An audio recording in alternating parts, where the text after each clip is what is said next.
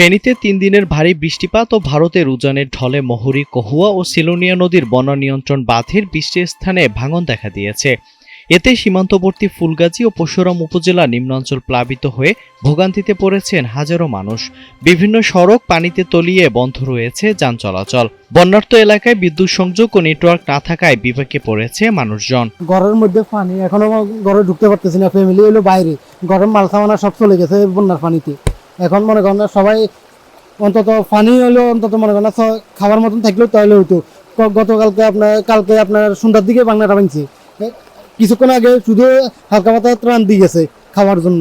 আর পানি উন্নয়ন বোর্ড তো মনে হয় না কি বলবো, এখন তো মনে করেন না আজকে 2 বছর ধরে এখান থেকে সুড়ঙ্গটা আছে, এখনো পর্যন্ত এটার মেরামত এখনো করে নাই। জেলা পানি উন্নয়ন বোর্ডের দেওয়া তথ্য মতে পরশুরামের 12টি ও ফুলগাজী উপজেলায় 8টি সহ বন্যা নিয়ন্ত্রণ বাঁধের মোট 20টি স্থান ভেঙে গেছে। তার মধ্যে মহুরী নদীর 10টি, কহুয়া নদীর 6টি ও সিলোনিয়া নদীর 4টি অংশ ভাঙনে অন্তত 35টি গ্রাম প্লাবিত হয়েছে। সময় বাড়ার সঙ্গে সঙ্গে প্লাবিত হচ্ছে নতুন নতুন এলাকা। খুব কষ্ট করতেছি। আগে এক বছর আগামীতে আমাদের এখানে বন্যা হয়েছে, অনেক ভাইসে গেছে। আমরা এখানে যে আশ্রয় নিয়েছিলাম, নেওয়ার পরে দিয়ে আমাদের মানুষের সাহায্য করছে, খাইছি নিছি। এখন আবার আমাদের কমর সমান মাজার সমান পানি হয়েছে, আমাদের কিছু মাল ভাইসেও গেছে, কিছু নিয়ে আমরা স্কুলে আশ্রয় নিছি।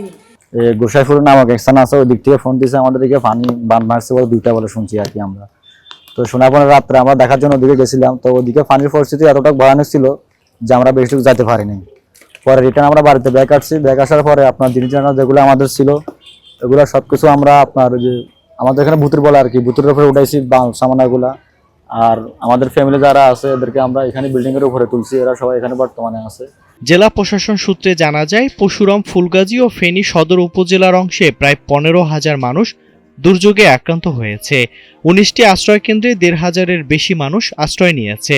জেলার 6 উপজেলার ত্রাণ কার্যক্রমের জন্য 17.5 লাখ টাকা বরাদ্দ দেওয়া হয়েছে।